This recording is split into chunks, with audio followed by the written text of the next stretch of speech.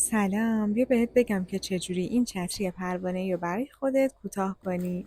اول از همه باید یه مثلث جدا کنی به اندازه 2 بند انگشت. بعد از وسط دوتاش کنی و قسمت وسطیشو تا قد دلخواهت کوتاه کنی.